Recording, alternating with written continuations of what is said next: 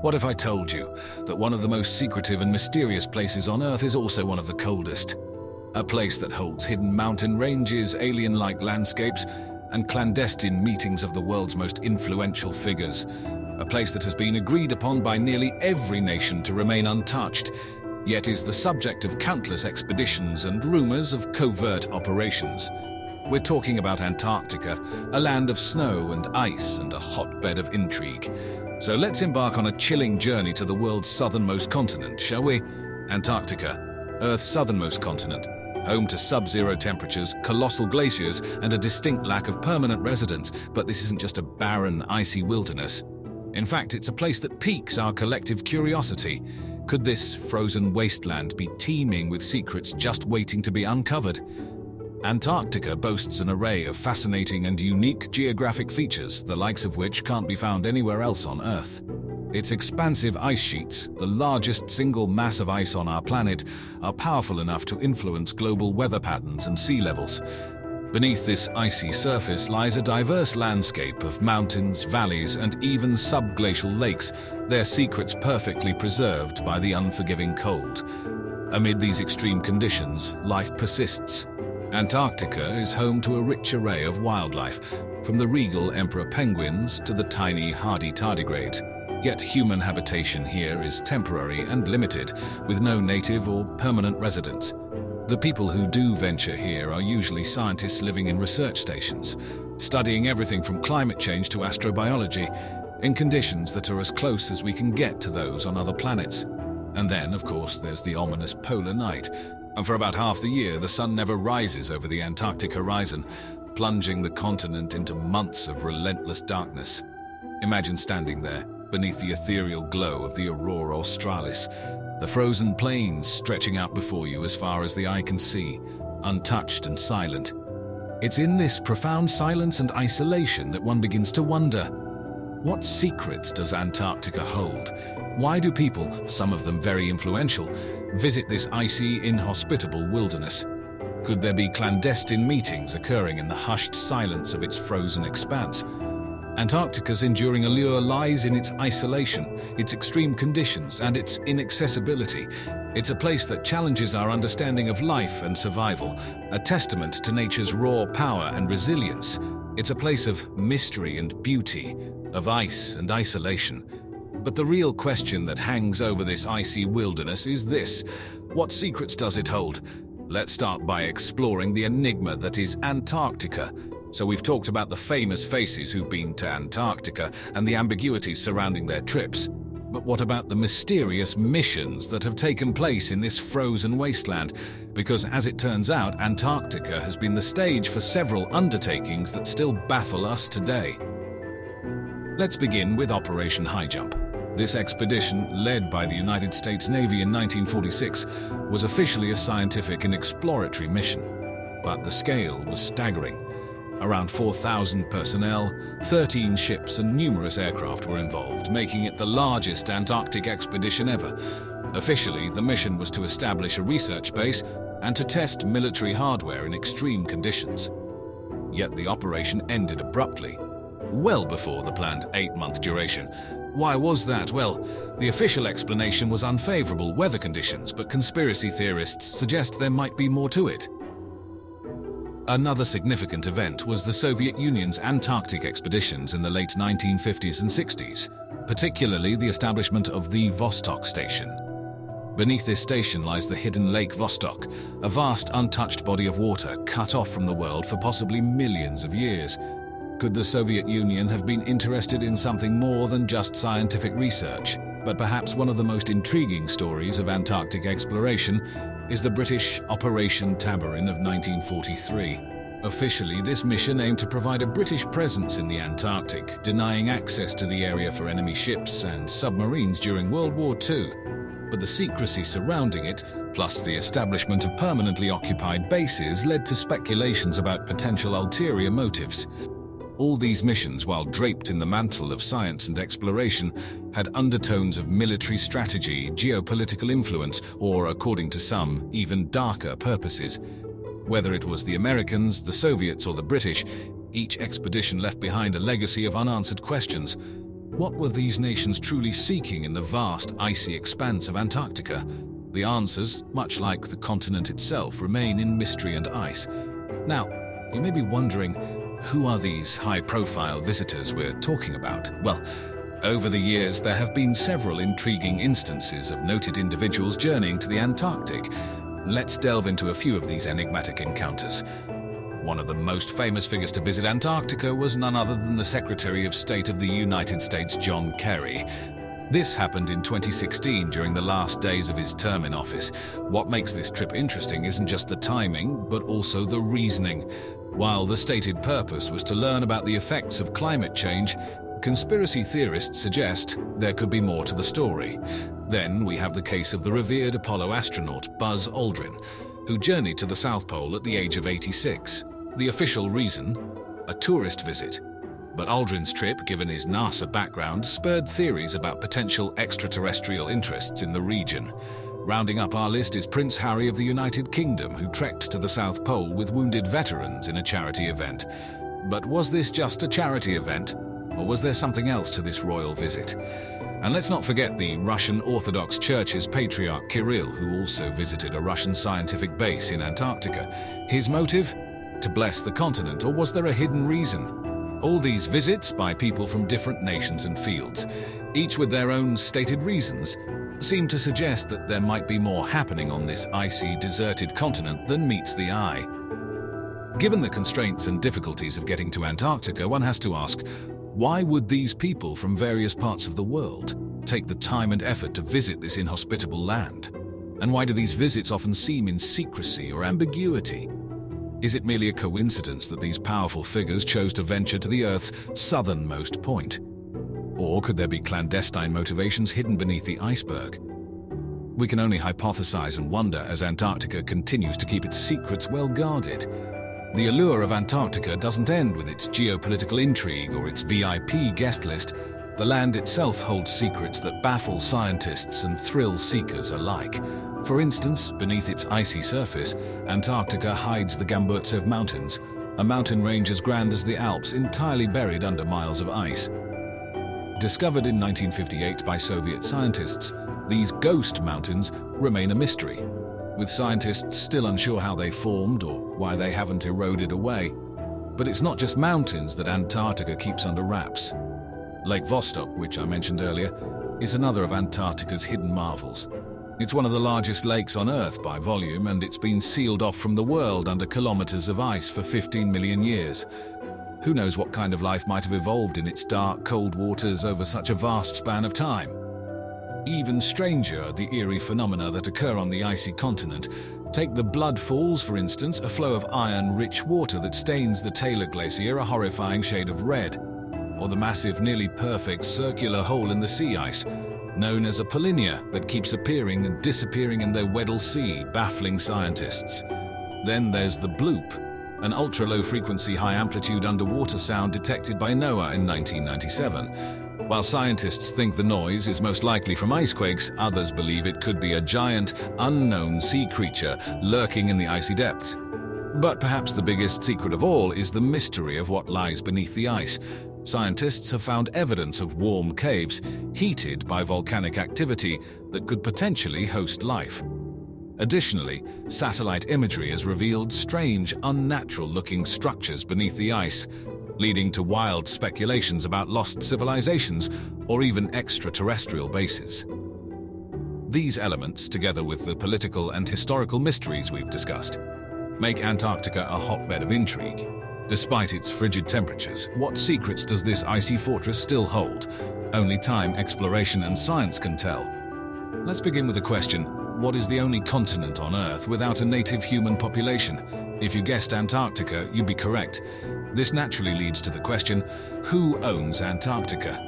Interestingly, nobody does. In fact, the continent is governed by a pioneering piece of legislation, known as the Antarctic Treaty. The Antarctic Treaty, signed in 1959, is an unprecedented international agreement that has been in place for over half a century. This groundbreaking pact, ratified by 54 parties as of now, suspends national claims to territory in Antarctica. making the continent a shared scientific preserve. But what's even more fascinating is that it prohibits military activity, mineral mining, nuclear testing, and nuclear waste disposal. Imagine the foresight it took to keep one of Earth's last frontiers free from exploitation and conflict. Antarctica, in essence, represents a remarkable experiment in international cooperation and peace. It's an attempt to maintain the pristine condition of the continent and its ecosystems for future generations. The treaty also encourages freedom of scientific investigation and cooperation between nations. And this cooperation has led to some monumental discoveries in fields like geology, glaciology, and climatology. Not to mention, it has provided us with invaluable insights into the history of our planet and the effects of climate change. Now, while all these regulations are in place, the treaty doesn't explicitly ban human presence or certain types of activity. It has specific provisions for inspection and observation by any party, at any time. However, the mystery deepens when we learn that while countries have the liberty to send scientific expeditions, many reports suggest that VIPs and important figures have visited the icy continent under hushed circumstances. So, why would these important personalities want to visit the coldest, windiest, driest, and arguably the harshest place on Earth? Is it the allure of the untamed wilderness? Or are there secret meetings taking place beneath the guise of scientific expeditions? The conjectures only add to the aura of mystery that surrounds Antarctica. The icy fortress of Antarctica, filled with political VIP visitors, daring missions, and natural wonders that defy comprehension. Whether it's secret meetings, ghost mountains, eerie sounds, or potential extraterrestrial bases, Antarctica continues to baffle, intrigue, and fascinate us. As the world advances, so does our curiosity and our ability to explore these remaining frontiers. Only time, exploration, and science will reveal the full scope of Antarctica's secrets. Until then, we'll keep asking questions and seeking answers. Have you ever pondered the fascinating journey that maps have made through history? How have they evolved from simple drawings on cave walls to the sophisticated digital maps we use today? But in the midst of this evolution, there exists a curious oddity: the Pinkerton map of 1818. This map presents a version of Antarctica that's strikingly different from the ice-covered wilderness we know. So let's navigate through the rich history of cartography and unravel the mystery of the Pinkerton map. Let's begin our journey with a look at the dawn of cartography, the study and practice of making maps. You see, our ancestors from as far back as the Upper Paleolithic era were the first to feel the urge to document their surroundings. The earliest examples of maps date back around 14,000 years as cave paintings. These cave paintings, found in various locations around the world, such as the Lascaux Caves in France or the Adora Caves in Italy, didn't depict vast landscapes or complex geographical elements. Instead, they focused on local areas, often depicting hunting grounds or animal migration patterns. Moving forward to around 2300 BC, we come across the ancient city of Nippur, located in modern-day Iraq. Here, a town plan engraved on a clay tablet stands as one of the oldest known maps, providing a more detailed and organized representation of human settlements. This was an epochal shift as it showed that humans had started understanding their spatial relation to the surroundings, a fundamental concept in map-making. Then came the maps of ancient Egypt, primarily used for tax collection purposes, which showed the course of the Nile and the locations of different estates. There were also the early cave drawings in China, including the ancient star maps etched onto the ceilings of the Dunhuang caves, indicating an understanding of celestial navigation. The Greeks, renowned for their mathematical prowess, revolutionized map-making. The works of Anaximander, Herodotus, and particularly Eratosthenes set the stage for the methodical science of map-making. These maps were limited in their geographical scope, mostly documenting the Mediterranean and Near East regions. However, these initial strides in cartography were more than just lines on clay, parchment, or stone. They were indicative of humanity's innate desire to understand, navigate, and make sense of the world around us. And this, my friends, was just the beginning. As we arrive at my favorite part now, we're going to delve into the Pinkerton World Map, a unique artifact from the 19th century cartographic world. Named after its creator, Scottish cartographer John Pinkerton, the map presents a view of the world that both embodied the understanding of its time and hinted at the mysteries still unsolved. Created in the early 1800s, the Pinkerton map offers a remarkably detailed depiction of the continents, particularly given the technology of the era. It reflects an era of burgeoning imperialism and exploration, with territories often drawn along colonial lines. The major continents of Europe, Asia, Africa, and the Americas are laid out with striking detail, but our focus here is particularly on the depiction of the less explored and most mysterious continent, Antarctica. Pinkerton's map is interesting because it leaves Antarctica largely a mystery, a stark contrast to the detailed portrayals of the other continents. Antarctica is partially depicted, suggesting the cartographer's awareness of a southern landmass, yet its true extent and shape remain ambiguous. This limited representation reflects the prevailing knowledge about Antarctica at the time. It was a place shrouded in mystery, with its icy interior largely unexplored.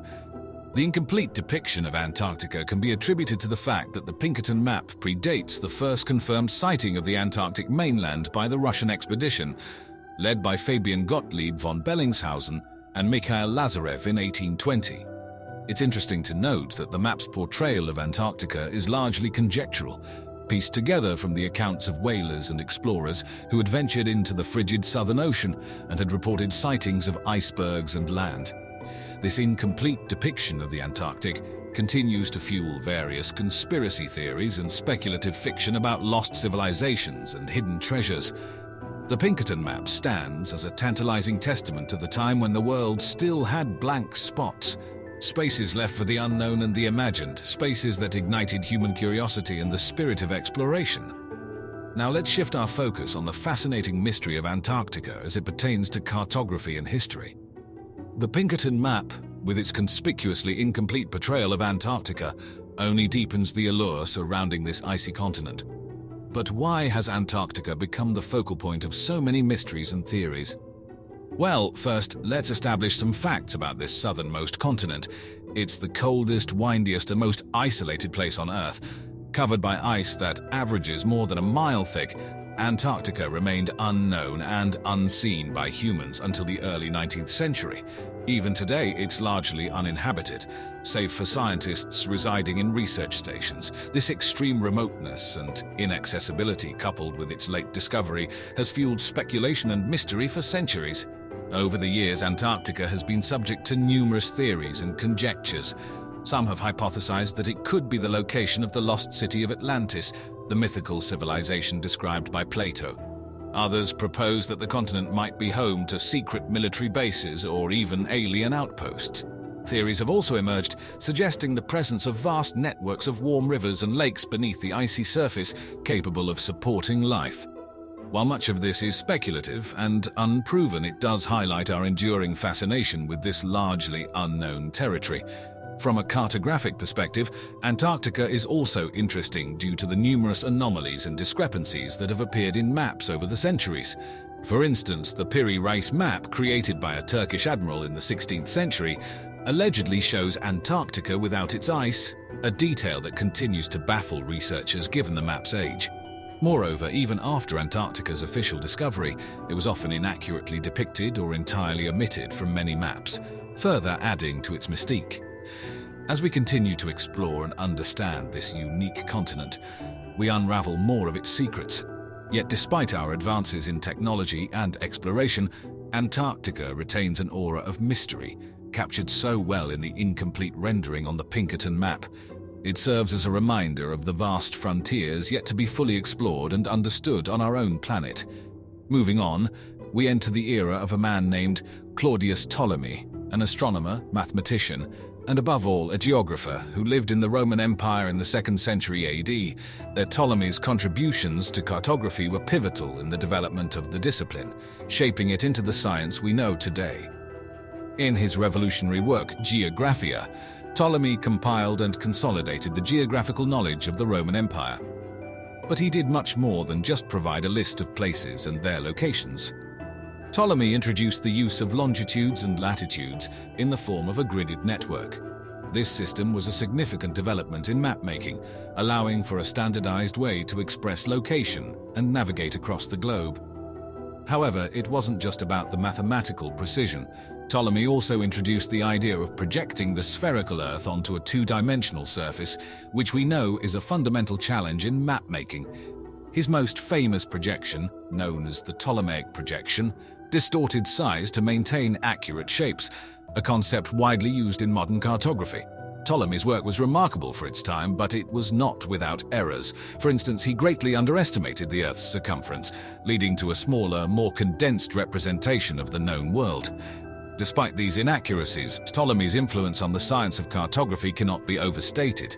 He paved the way for the explorers of the Middle Ages, who used his system of latitude and longitude to navigate the world's oceans. His works, rediscovered and translated into Latin around the 15th century, became a basis for Renaissance mapmakers and explorers pushing the boundaries of the known world.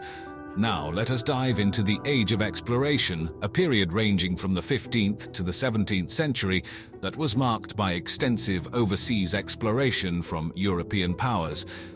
This era of curiosity and daring gave rise to the intricate science of modern cartography and saw unprecedented advances in mapmaking. In this era, the discovery of new lands and sea routes necessitated the creation of accurate maps. Cartographers began to adopt a system of projection influenced by Ptolemy that allowed them to draw the Earth's round surface on a flat piece of paper. They employed advanced techniques and principles to represent the Earth's features realistically, showing coastlines, bodies of water, and significant landmarks. One notable figure during this period was Gerardus Mercator, a Flemish cartographer whose 1569 world map introduced a cylindrical projection known as the Mercator projection. His projection preserved the angles and shapes of land masses, a critical feature for navigation, but resulted in significant distortion of size as you move away from the equator. Meanwhile, the Portuguese cartographer Pedro Reinel created the oldest known signed Portuguese nautical chart around 1504.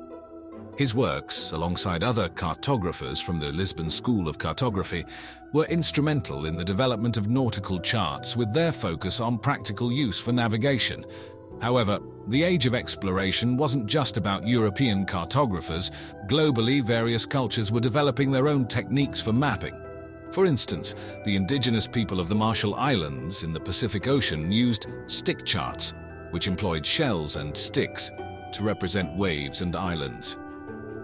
The maps from this period reflected not just geographical knowledge, but also the political and cultural context of their time. They often included fantastical beasts and mythical lands, reflecting the sense of wonder and mystery that was characteristic of the Age of Exploration. It was an age of intrigue, discovery, and the quest to conquer the unknown. Finally, at last, we arrive at our present day, the era of digital cartography and satellite imaging. But don't let modernity fool you. Today's techniques carry on the rich tradition of the past, albeit in vastly more complex and sophisticated ways.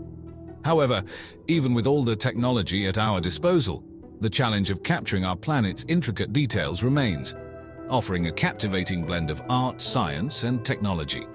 In the modern era, we've graduated from parchment and ink to GPS and satellite imagery. But despite this shift in medium, the essence of cartography, understanding and representing our world, remains unchanged. The advent of satellite technology has allowed us to map the entire globe with an unprecedented level of detail and accuracy. From the comfort of our homes, we can explore remote corners of the Earth, observe changing weather patterns, and even monitor the movements of wildlife. Google Earth, for instance, is an incredible example of modern cartography. It compiles satellite imagery and aerial photography to produce a 3D representation of the Earth's surface, accessible to anyone with an internet connection. It has democratized the world of maps, allowing anyone to become an armchair explorer. But it's not just about exploration. Modern cartography plays a critical role in urban planning, disaster response, climate studies, and much more. Geographic Information Systems, or GIS, integrate spatial data with other types of data to help us understand patterns and relationships in the world around us. From tracking the spread of diseases to optimizing public transport routes, GIS has become an essential tool in diverse fields. And yet, in all this progress, maps still carry an element of subjectivity. Mercator projections, commonly used in online maps, can distort sizes of countries near the poles, leading to misconceptions. No map can perfectly represent the Earth's spherical surface on a flat plane without some form of distortion. So even today, the art of map-making involves trade-offs and choices, echoing the challenges faced by ancient cartographers. In conclusion, whether we're peering down from satellites or analyzing data on our computers, we continue the timeless pursuit of understanding our place in the world. From early star charts to Pinkerton's world map, to the hyper-detailed maps of today, we've made immense strides. And yet, as the mysteries of Antarctica remind us, there are always new frontiers waiting to be charted. Have you ever wondered what might be hidden under the thick, icy blanket of Antarctica?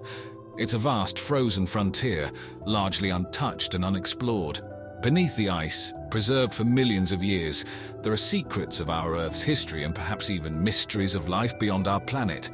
From the remains of gigantic dinosaurs that roamed during a bygone warm period, sea creatures that defy imagination, to woolly mammoths perfectly preserved in ice and Antarctic wolves that have evolved to survive the cold. But even more intriguing are the tales of potential alien life trapped in the vast expanses of ice. What if the great frozen desert of the South is guarding the secrets of extraterrestrial visitors? Strap in, because we're about to dive deep beneath the ice and discover the chilling secrets of Antarctica. Did you know that Antarctica wasn't always the ice-laden landscape we see today? Indeed, there was a time when this now frigid continent was teeming with life, and yes, that includes dinosaurs. Millions of years ago, during the Mesozoic era, Antarctica was part of the supercontinent known as Gondwana, alongside what are now South America, Africa, India, and Australia. During this time, Antarctica was a lush forested region filled with a diverse array of prehistoric animals, including dinosaurs. The discovery of the first dinosaur remains in Antarctica was made on James Ross Island in 1986. These were the bones of the Antarctic Cryolophosaurus, a large theropod dinosaur that lived during the early Jurassic period. This predator, whose name means frozen crested lizard, could grow up to 6.5 meters long. Then there was the Antarctic hadrosaur, a herbivorous dinosaur discovered in the late Cretaceous deposits of the James Ross Basin.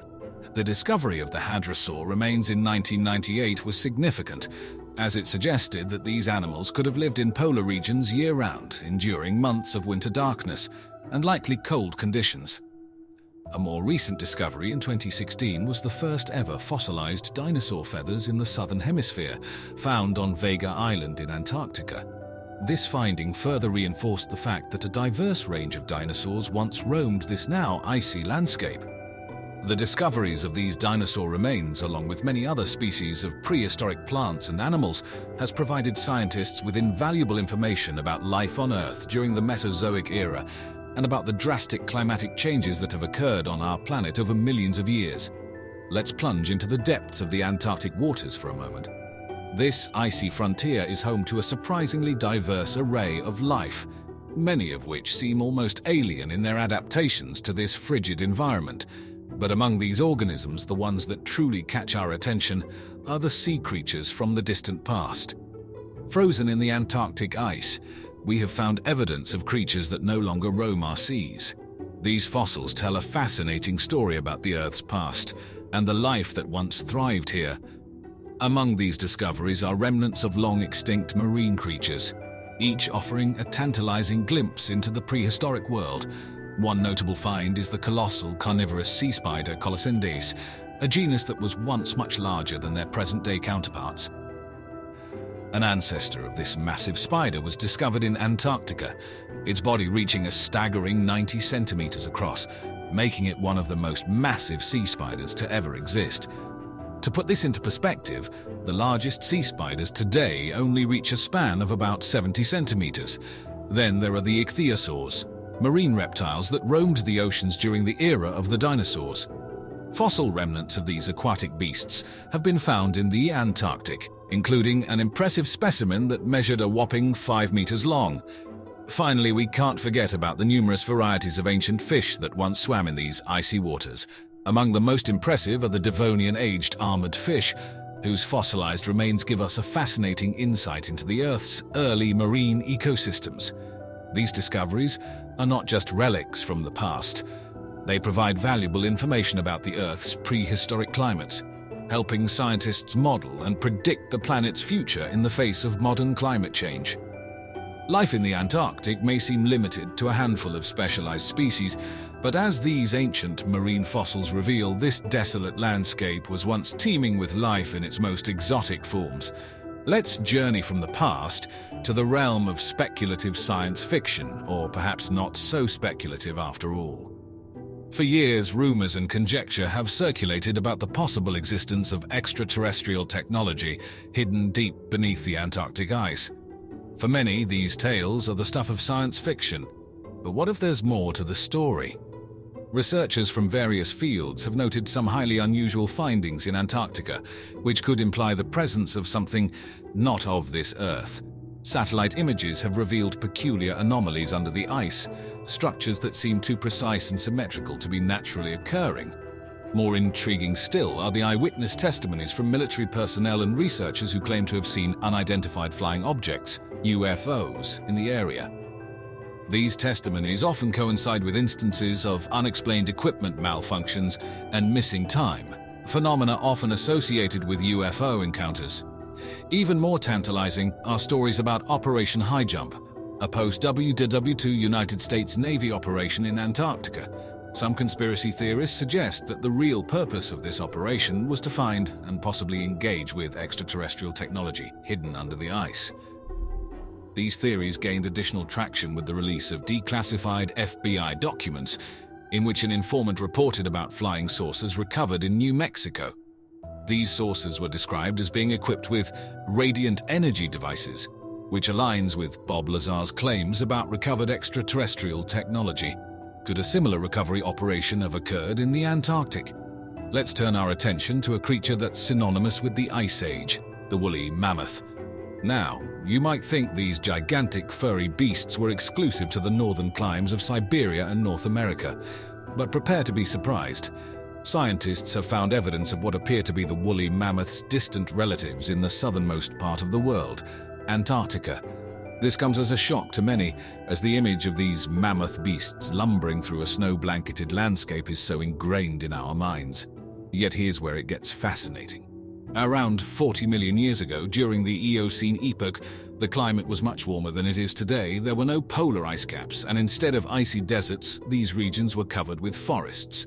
This warmer climate would have provided pathways for these giant beasts to traverse the globe, including what we now know as Antarctica.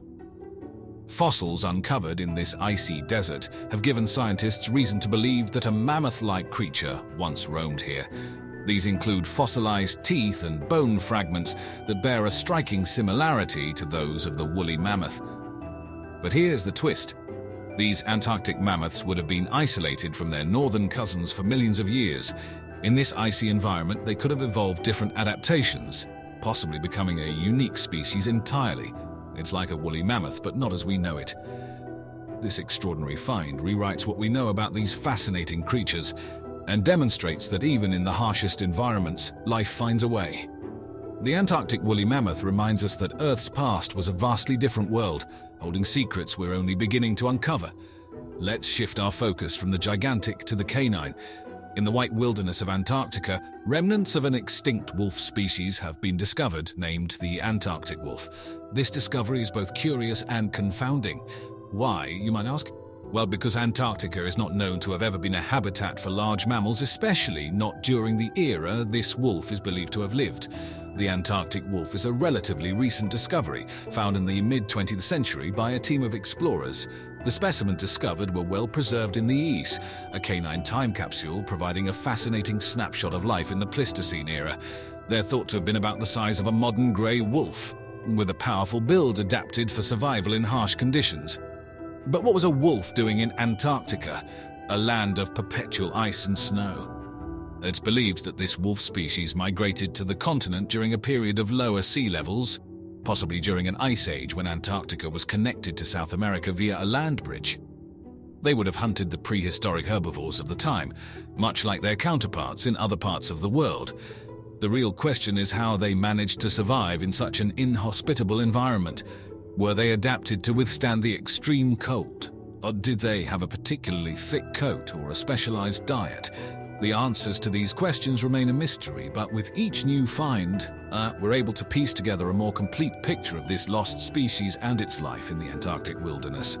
Ultimately, the discovery of the Antarctic wolf demonstrates the resilience of life, its ability to adapt and thrive in even the most challenging of environments. And just like the other frozen relics we've discussed, it offers a tantalizing glimpse into the rich tapestry of life that once existed in the frozen heart of Antarctica. Marsupials, those fascinating creatures we often associate with Australia's outback, have also made an unexpected appearance in the most unlikely of places, Antarctica. And I'm not just talking about a single species. Several extinct marsupial species related to modern-day wombats and kangaroos have been found preserved in Antarctica's ice. These discoveries were made in the late 1980s and early 1990s, when a team of paleontologists stumbled upon fossilized remains of marsupials in the Transantarctic Mountains. The remains were of a species named Antarctodolops dalei. But how did marsupials, more commonly associated with warmer climates, end up in the deep freeze of Antarctica? One theory proposes that during the time these marsupials lived, roughly 40 million years ago, Antarctica had a much warmer climate. It was a time when Antarctica was still attached to Australia as part of the supercontinent Gondwana, and it was covered in lush forests, making it a paradise for marsupials. As the continents drifted apart and Antarctica moved towards the South Pole, the climate changed dramatically. It became colder and eventually turned into the icy desert we know today. But before this drastic climate change, marsupials thrived, grazing on the verdant vegetation and avoiding predators. Discoveries like these are crucial in understanding the history of life on Earth. They highlight how our planet has changed over time, shaping the evolution and distribution of species. The Antarctic marsupials offer a unique perspective on how creatures adapt to their environment and the impact of climate and geographical shifts on biodiversity. It's fascinating, isn't it? How a place we associate with extreme cold and barren landscapes was once home to these diverse and complex organisms. And there you have it. From ancient marsupials that call into question our understanding of historical climates to tantalizing hints of alien mysteries, Antarctica is more than just a frozen wasteland. It's a time capsule, a treasure trove of natural history, and possibly even a beacon for life beyond our own planet. As we continue to explore and learn more about this vast icy desert, we discover that our planet is even more fascinating and complex than we could have ever imagined.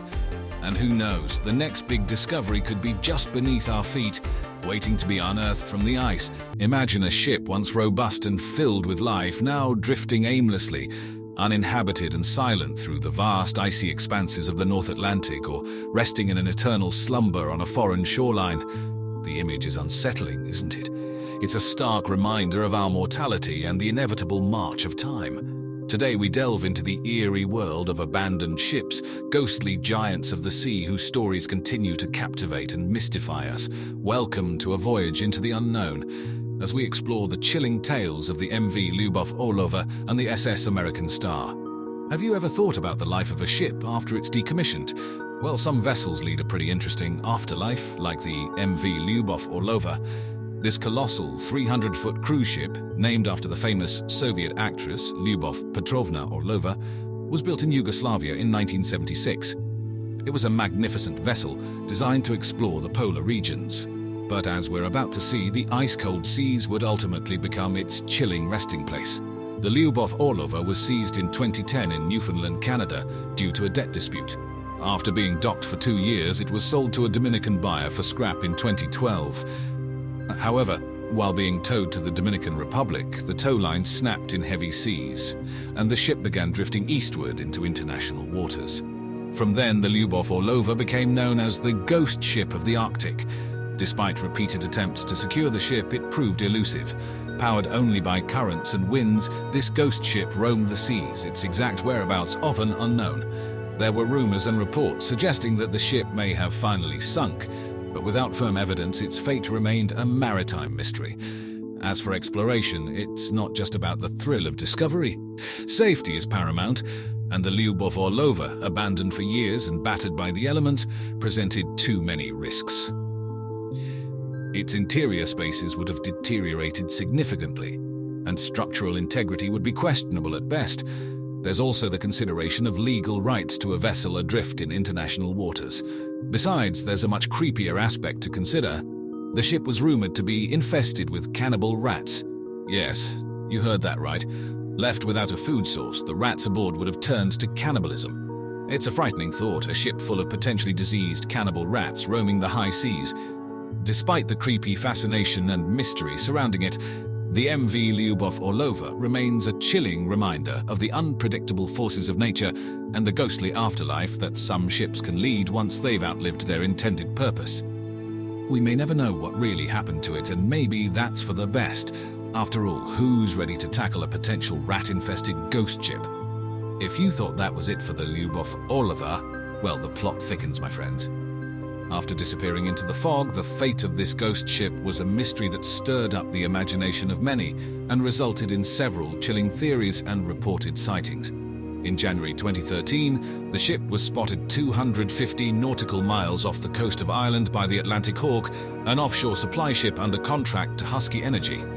The crew managed to secure it with a tow line, but authorities soon ordered them to release it, citing the lack of danger to offshore oil installations or shipping traffic. So once again, the Lyubov Orlova was left to drift aimlessly. Rumors started to circulate about its location. Sightings were reported, though unconfirmed, some as far off as the coasts of Scotland and Norway. People began to speculate about it reaching the shores of Ireland or the United Kingdom, fueled by satellite images in 2013 suggesting a large object was drifting towards the UK. One of the most chilling theories was that the ship, adrift and abandoned, could be on a collision course with the oil rigs in the North Sea. Can you imagine an unmanned, dilapidated ship of this size causing a catastrophe on an oil rig? A true maritime horror story. And then there were those cannibal rats. The thought of a ship teeming with such desperate creatures stirred the imagination and was stuff for nightmares, let alone the disease threat they could potentially carry if the ship ever made landfall. As for exploration, despite the allure of a ghost ship shrouded in mystery, it remained unexplored due to the considerable risks involved. Its structural instability, unpredictable location, and the potential rat infestation made it a less than desirable candidate for a safe exploration. But here's where the story takes an eerie turn. The Lyubov Orlova suddenly stopped transmitting its location signal in March 2013. From that point on, it vanished without a trace. Many experts now believe that it probably sank, put to rest in the deep, dark depths of the Atlantic Ocean. But without concrete proof, the true fate of this ghost ship remains as elusive as its last known journey. The MV Lyubov Orlova's story serves as a haunting reminder of what happens when man-made structures are left to the mercy of nature's elements, evolving from a symbol of human achievement to a phantom adrift in the vastness of the ocean, its tale etched in the annals of maritime lore. Imagine a ship, an ocean liner no less, one that once gleamed with the promise of opulence and grand voyages, now reduced to a skeletal wreckage. We're taking a leap across the Atlantic, to a beach off the coast of Fuerteventura in the Canary Islands, to find our next shipwreck, the SS American Star. Originally launched in 1939 as SS America, this ship had quite an illustrious career. In its heyday, the SS American Star was a symbol of elegance and a testament to the grand era of ocean liners. But what makes the American Star so captivating is not the voyages it undertook, but rather its final resting place. In 1993, the ship was being towed from Greece to Thailand to be converted into a floating hotel when a thunderstorm severed the tow lines, casting the ship adrift. For 48 hours, it was battered by stormy seas until it ran aground off the west coast of Fuerteventura. The ship, once a beacon of luxury, was left stranded, half-submerged and at the mercy of the elements, slowly disintegrating under the relentless assault of waves and time. What remains today is just a haunting ghost of its former self. It's a sight that's both beautiful and sad, a stark contrast to the picturesque beaches of the Canary Islands. A shipwreck on a beach, well within reach of the shore, might seem like an explorer's dream, right? Not quite. Although the SS American Star is visible from the shore, exploring it is a different ballgame. It's a dangerous endeavor, one filled with unexpected hazards. The ship has been subject to intense coastal erosion. Salt water, waves and wind have worn down its structures, rendering the ship extremely unstable. Over the years, sections of the ship have collapsed, vanishing beneath the waves. By 2007, the ship had broken in two with the stern section completely submerged. What's more, the local currents and the surf are incredibly powerful and unpredictable, posing a serious risk for any who dare to approach the wreckage. Although the site has attracted its fair share of adventurous souls over the years, it's strongly discouraged due to these dangers. But the power of the SS American Star story lies not in its exploration, but in its visible decay. It serves as a sobering spectacle, a lesson in the relentless power of nature. From the shore, onlookers can witness the ship's transformation from a once proud ocean liner into a symbol of entropy, its silhouette slowly fading with each passing day. An eerie monument to the passage of time. There's something hauntingly beautiful about the American Star. Its decaying remains, jutting out from the surf, paint a poignant picture of a bygone era, etching its ghostly outline onto the canvas of maritime history. But more than that, the ship serves as a tangible reminder of our transience in the face of nature's relentless force. But what happened after the SS American Star ran aground? Did the elements eventually consume the once proud ship? Well, much like the city of Venice, the SS American Star found itself in a battle against time and tide, in a slow, inevitable descent into the sea. After the shipwreck in 1994, the ship became a bizarre tourist attraction, visible from the shores of Fuerteventura. Tourists would flock to the beach to catch a glimpse of the ship's silhouette against the horizon, and more daring adventurers would kayak out to the wreck for a closer look. However, the SS American Star was not just an object of fascination for humans, it also became a haven for various forms of marine life. Coral began to grow on its hull, attracting a variety of fish, and over the years the shipwreck slowly transformed into a makeshift artificial reef. As strange as it might sound, even in its derelict state, the SS American Star found a way to contribute to life. However, the harsh conditions of the Atlantic were relentless.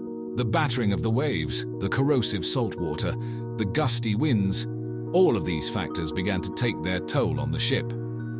In 2007, barely a decade after it had run aground, the ship broke in half due to the constant onslaught of the elements. And by 2013, the majority of the ship had sunk beneath the waves, disappearing from the sight of the beachgoers who had been drawn to its eerie beauty. Today, almost nothing of the SS American Star remains visible above water. The once majestic ship is now a hidden underwater relic, visited only by intrepid divers and its non-human inhabitants. Its final resting place serves as a haunting reminder of the ship's once illustrious history and a testament to the relentless power of nature. It's a story that continues to captivate, even as the ship itself fades away, slowly being reclaimed by the sea from which it once emerged. And so, our maritime journey comes to an end. We've navigated the chilling tales of the MV Lyubov Orlova, the ghost ship of the North Atlantic, and the SS American Star, whose remains now lie hidden beneath the waves off the coast of Fuerteventura. These hulking vessels, once brimming with life and purpose, now serve as stark reminders of our past and the relentless forces of time and nature.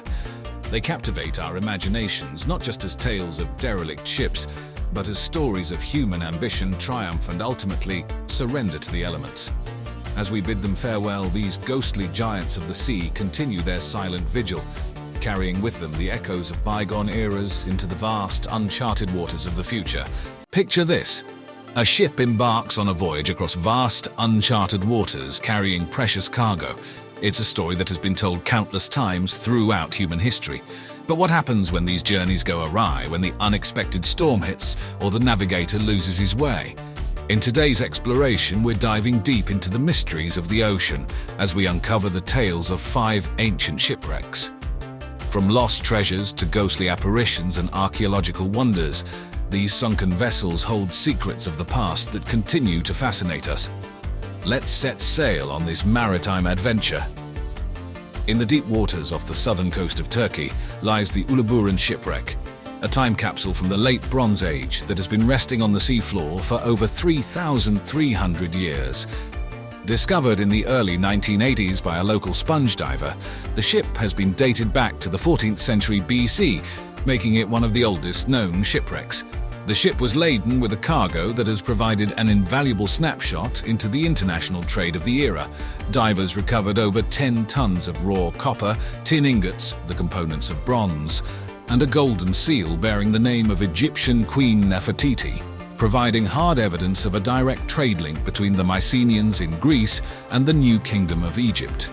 In addition, archaeologists found ivory hailing from both Africa and the Syrian elephant, amber from the Baltic, and a unique collection of glass beads traced back to Egypt and Mesopotamia. This suggests that the ship had traversed the length and breadth of the eastern Mediterranean before it sank. Also among the cargo were luxury items like ebony ostrich eggshells, a scarab gem and a trumpet, indicating the high status of the intended recipients. Perhaps one of the most intriguing items found was a collection of the earliest known written tablets, hinting at a literate crew or owner. Picture this: a crisp autumn night, a glowing three-mast schooner sailing silently through the foggy waters of the Northumberland Strait, between Prince Edward Island and New Brunswick in Canada. This isn't just any schooner, but a spectral vessel that has become the stuff of legend, the burning ghost ship of the Northumberland Strait. Numerous accounts dating back to the 18th century tell of a ship appearing ablaze on the water, its ghostly crew scrambling to douse the flames. Despite the apparent inferno, the ship never seems to burn down, and it always disappears without a trace. Some theories suggest the ghost ship is a mirage, an optical phenomenon caused by temperature inversions. Others, however, believe it to be the spectral remnant of a real ship that met a fiery end. One popular theory is that the apparition is the spectre of a French ship that was set ablaze during the expulsion of the Acadians, a tragic event that took place in the mid-18th century. However, no concrete historical event or shipwreck has been definitively linked to the ghost ship sightings. While the ghost ship of the Northumberland Strait may not have yielded physical treasure, it is undoubtedly a cultural and historical treasure. It has captivated generations, inspired folk songs, and continues to be a draw for ghost hunters and maritime history enthusiasts alike. The mystery of its origin and the ethereal nature of its existence make it a fascinating chapter in the annals of seafaring lore. Now, let's venture into the azure waters of the Mediterranean, to the island of Antikythera, between mainland Greece and Crete. This is the site of one of the most remarkable shipwrecks ever discovered, the Antikythera shipwreck. First discovered in 1900 by sponge divers, the ship is believed to have been a massive Greek cargo ship that sank sometime between 60 and 70 BCE, laden with luxury goods, including marble and bronze statues, jewelry, furniture, and glassware. It was a veritable floating treasure trove. But the real treasure, the one that would rewrite our understanding of ancient technology, was a peculiar artifact known as the Antikythera mechanism. This intricate device, made of interlocking gears and dials, is often described as the world's first analog computer. It was used to predict celestial events, including eclipses, as well as the positions of the planets. The complexity and precision of the Antikythera mechanism wouldn't be seen again for over 1,000 years, challenging our conceptions of technological progress. The Antikythera shipwreck remains an active archaeological site, with new discoveries made as recently as 2017. This ancient sunken ship offers a tangible connection to the past and provides us with priceless insights into the sophistication of ancient Greek technology and culture. The Antikythera mechanism itself is a testament to the ingenuity of the human mind, a treasure far more valuable than gold. We now turn our attention to the high seas of the Atlantic, and a ship that played an integral part in one of history's most significant voyages, the Santa Maria, the flagship of Christopher Columbus on his first journey to the New World. Built in the late 15th century, the Santa Maria was a modest-sized NAU, or ship, common during the Age of Discovery. On Christmas Eve of 1492, just months after Columbus and his crew sighted land in the New World, the Santa Maria ran aground off the coast of present-day Haiti. The ship was too damaged to be repaired and was left to the mercy of the sea. However, the shipwreck was not the end of the Santa Maria story. Using salvaged materials from the ship, Columbus ordered the construction of a fort, La Navidad, the first European settlement in the Americas. In a way, the Santa Maria lived on, becoming part of the very world it helped discover. Despite many attempts, the wreck of the Santa Maria has never been definitively located. Some believe it was dismantled by looters, while others argue that it may still lie undiscovered on the ocean floor. The search for the Santa Maria continues. Its elusive remains a tantalizing target for treasure hunters and historians alike. A symbol of a turning point in world history, the Santa Maria and its potential discovery are treasures that would rewrite the history books. High in the Andes Mountains of South America, at an elevation of over 12,500 feet, 3,800 meters, lies Lake Titicaca, a massive body of water that straddles the border between Bolivia and Peru. This mystical lake, steeped in legends and folklore, has been the focus of numerous archaeological expeditions that have led to the discovery of fascinating underwater treasures. In recent years, researchers have been drawn to the lake due to reports of submerged ships and artifacts. Archaeologists and divers have been exploring the depths of Lake Titicaca, uncovering a series of shipwrecks and ancient relics dating back to pre-Columbian times. The most intriguing finds include a submerged temple, terraced fields, and a long-lost road, which allude to the advanced engineering and agricultural techniques of the ancient inhabitants of the region. The Titicaca shipwrecks themselves have also provided valuable information about the maritime technology of the time. The remains of reed boats and other watercraft suggest that the people of the area were skilled navigators who used the lake for trade, communication, and cultural exchange. Some of these shipwrecks may even hold treasures, ritual offerings, or valuable goods that were lost during their journeys across the lake. The exploration of the Titicaca shipwrecks is ongoing, and each new discovery adds another piece to the puzzle of the ancient civilizations that once thrived around this enigmatic lake. As archaeologists continue to unveil the secrets of Lake Titicaca, we gain a deeper understanding of the people who once navigated its waters and the treasures that may still lie hidden beneath the surface. The Vasa is one of the most famous shipwrecks in the world, not because of the treasures it held, but due to the invaluable insights it provides into the naval architecture and maritime warfare of the 17th century. This Swedish warship was intended to be a symbol of Sweden's naval prowess, but instead became a symbol of failure and humiliation.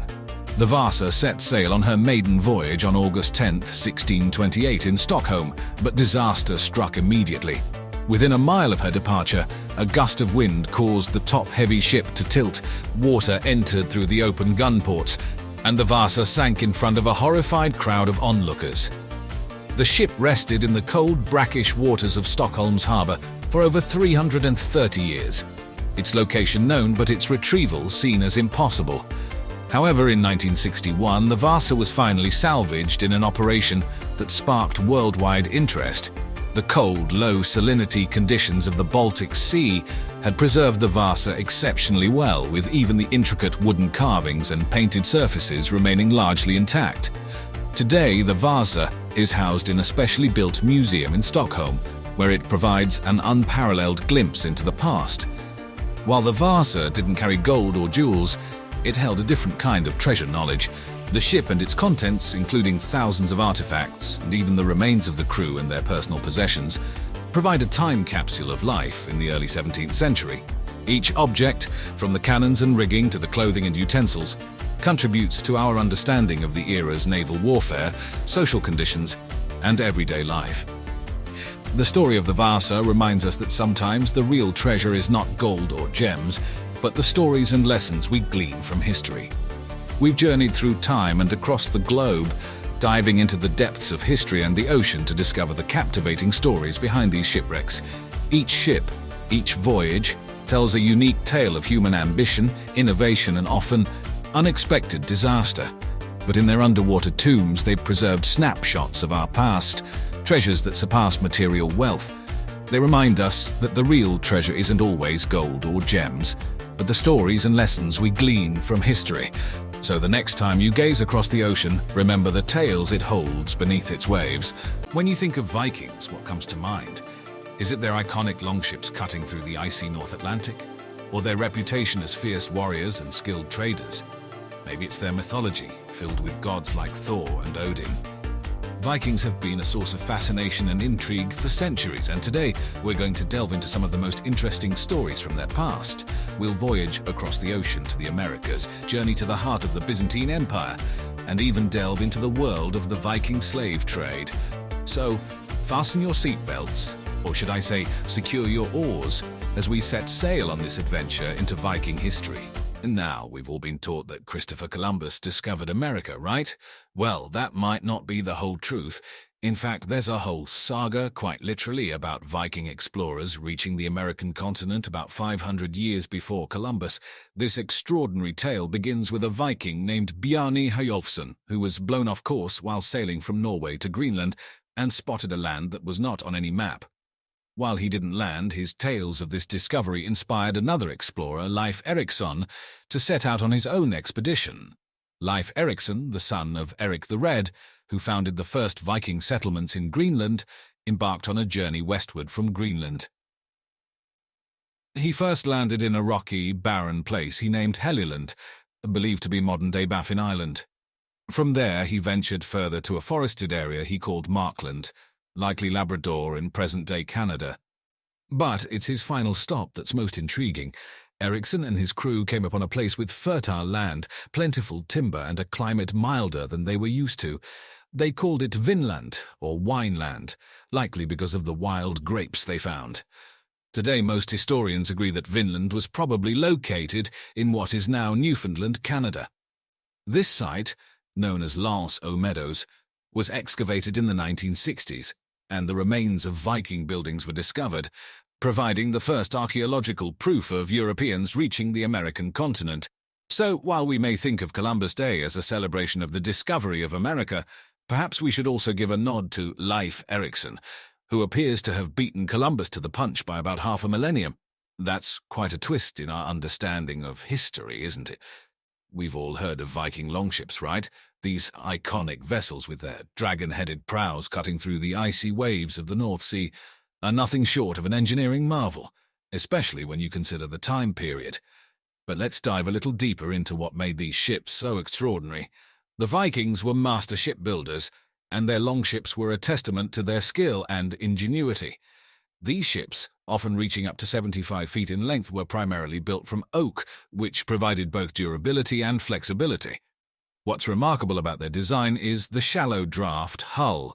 This allowed them to navigate not only the open ocean, but also to travel up shallow rivers, effectively turning landlocked cities into coastal targets. Imagine seeing a fleet of Viking ships coming up your local river. Quite the terrifying sight.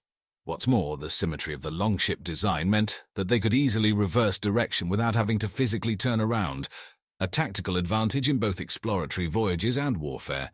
The ships were propelled by both oars and a single large square sail. The sail was typically striped, with the colors representing the particular Viking clan. When the ships were in battle, the sail would be taken down so it wouldn't obstruct the view of the Vikings on board. But it's not all about warfare and raiding. These ships were also the primary method for trade, exploration, and even colonization. The same ships that would bring terror to coastal towns in Europe would also be used to establish settlements in distant lands, from the icy shores of Greenland to the verdant meadows of Vinland. So, when we think of the Vikings, it's not just the horned helmets and battle axes that should come to mind, but also these impressive ships.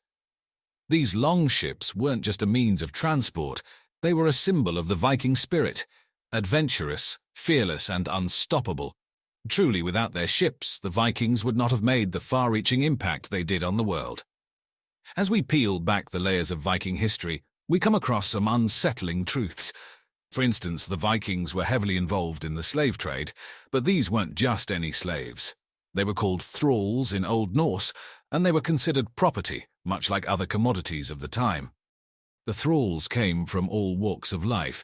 They were prisoners of war, debtors, or simply individuals who had been kidnapped during Viking raids. These raids weren't only for plundering gold or silver. They were also for capturing people, who would then be sold in the bustling slave markets across the Viking world and beyond. Life as a thrall was undeniably harsh. They were subjected to hard labor, often working in the fields, homes, or workshops of their Viking masters. They had no personal rights and were completely at the mercy of their owners. However, it's also important to mention that the children of thralls were not automatically considered thralls themselves. They could, under certain circumstances, gain their freedom. But the Viking slave trade didn't just serve the internal needs of their society. It was an integral part of their economy, connecting them to the broader world. Thralls were often traded for other goods or even for silver in the places like Dublin or in the bustling markets of the Islamic Caliphate. The role of the Vikings in the slave trade provides a sobering contrast to the heroic and adventurous image we often associate with them. It serves as a reminder that history, much like the people it studies, is multifaceted, and even societies that have left us with marvels of exploration and craftsmanship can also leave behind darker legacies. As we delve deeper into the world of the Vikings, it's important to keep this complexity in mind. It might seem strange to think that Viking warriors, known for their fierce independence and seafaring skills, would end up in Constantinople, the capital of the Byzantine Empire. But history is full of surprising twists and turns, and this is one of them. In the 10th century, the Byzantine emperor, seeking to bolster his personal guard, invited Norse warriors to join his ranks. This unit would become known as the Varangian Guard, and it was composed primarily of men from Scandinavia and later from England. The Varangian Guard had a reputation for loyalty, bravery, and martial prowess, making them the perfect bodyguards for the Byzantine emperors. They were not only defenders of the emperor, but also active participants in Byzantine military campaigns. This interaction led to a fusion of cultures, with Viking runic graffiti found in the Hagia Sophia, the Grand Cathedral of Constantinople, alongside Christian symbols. And moreover, the Guard served as a sort of military elite, a status symbol for the emperor. They imagined burly, axe-wielding Vikings standing sentinel in the opulent halls of the Byzantine palace, a testament to the emperor's power and reach. However, it wasn't just about military prowess. The Vikings who travelled to Constantinople, and those who served in the Varangian Guard, played a significant role in establishing trade routes between the Norse world and the Byzantine Empire, leading to a rich cultural exchange. The story of the Varangian Guard underscores the Vikings' far-reaching influence and the fluidity of cultural and political alliances in the ancient world. It serves as a testament to the complex and intertwined nature of history. The Vikings, often viewed as pillagers and invaders, were also explorers, traders, and even imperial guards in the heart of one of history's most powerful empires. It's yet another surprising chapter in the saga of the Vikings. When we think of Vikings, we often picture burly men with long beards and horned helmets. But did you know that some of the most feared Viking warriors were women? Known as shield maidens, these women stood alongside their male counterparts in battle, a departure from the gender norms of many other societies of the time. The concept of the shield maiden is steeped in Norse mythology. The Valkyries, warrior maidens who served Odin, are perhaps the most famous. They decided who would die in battle and who would be taken to Valhalla, the hall of fallen warriors. But shield maidens were not mere myth. Historical and archaeological evidence points to their existence and role in Viking society. One of the most famous shield maidens was Lagertha, wife of the legendary Viking hero Ragnar Lothbrok. According to the sagas, Lagertha was a fierce and formidable warrior. She fought in battles, led men, and was known for her bravery and skill. In 2017, archaeologists discovered a Viking warrior's grave in Birka, Sweden.